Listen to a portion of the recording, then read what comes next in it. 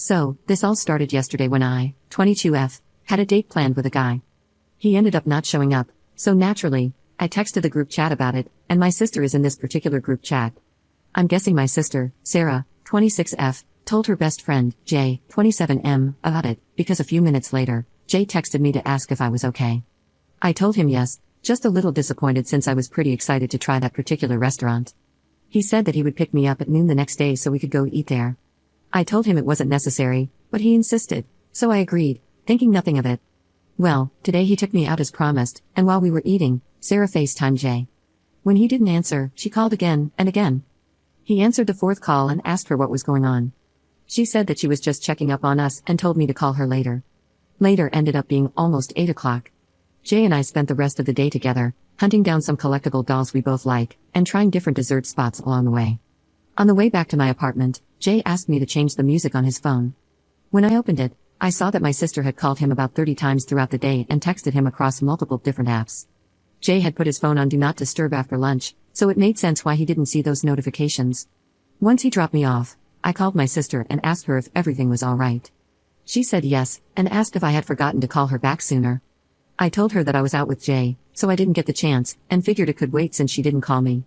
She hung up, and a few minutes later, I got a call from my mom. She sounded angry and told me that I should be ashamed of myself. I said sure, but why today? According to my mom, Sarah called her in tears, saying that she had caught Jay and me smashing in their apartment. I was so confused. I told my mom that I did not, in fact, smash with Jay, and that I didn't even know they lived together. I asked her to give me a minute, and I called Jay, but he didn't answer. So now I am here, lying on my floor, wondering what the hell is going on, and putting off another conversation with my mom. Update 1. I wanted to clear up some confusion before the update. In my original post, when my mom told me that Sarah and Jay shared an apartment, I said, I didn't even know they lived together. Those were my exact words to her because, last I knew, Sarah had a roommate and Jay lived alone. I was right, that's still the case. Sorry I wasn't clear about that, I'm bad at expressing myself sometimes. Another thing is people were wondering how Jay found out about my date, or lack thereof, and according to him, he was hanging out with a few of his friends, including my sister, and she told him about it in a joking way. Another point is that some people are asking why I went out with Jay if I knew my sister liked him. I didn't know. Just because I talk to my sister doesn't mean she talks to me the same way. If I had known, I would have talked to her about it first because I know from past experience that my sister is a jealous person. Anyway, last night was a doozy. Jay called me back and said he was going to stay at a friend's place because he would feel safer with company. I asked him if there had ever been anything romantic between him and my sister. He said the only thing was that he kissed her at a New Year's party at midnight because she was feeling left out.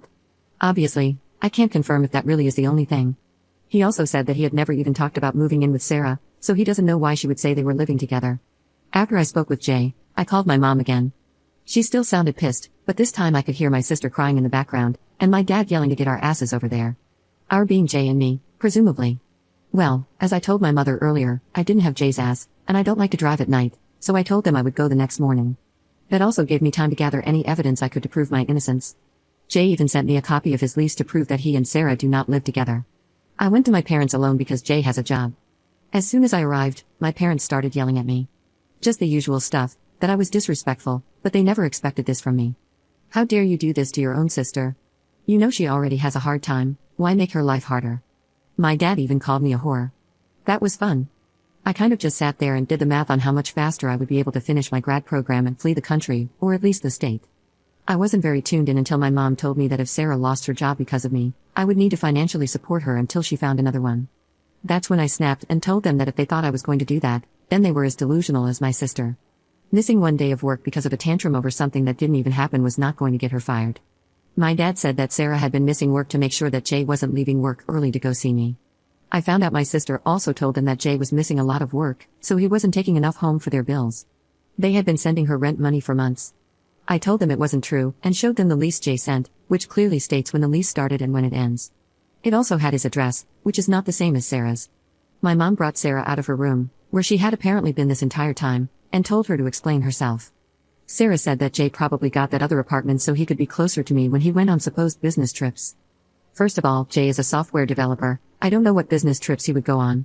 Second, it was a nice way to find out that my sister doesn't even know where I live, because Jay's apartment is almost an hour away from mine. I showed my parents that on Google Maps, and they finally started to believe me. Sarah started crying and calling me a liar.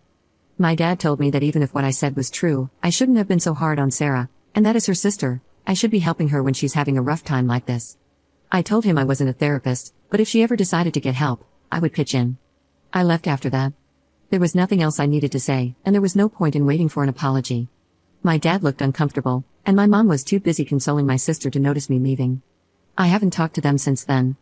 Sorry if you were expecting a fun update where I somehow got revenge on my sister or something crazy and petty.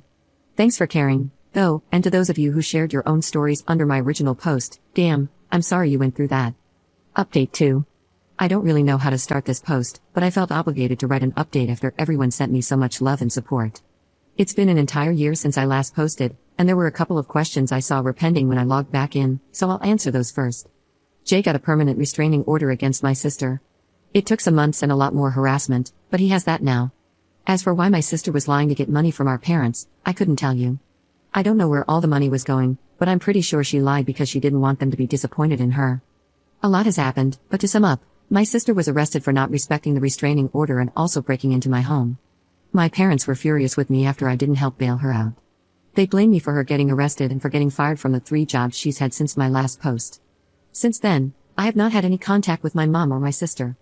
My dad called to wish me a happy new year, but that's about it. Also, I finished my master's degree and, after countless job applications and rejections, I finally found a job in my field. It's far away from where I currently live, which is a major plus. I'm sad to be leaving my friends, but I'm so excited to start this new chapter in my life.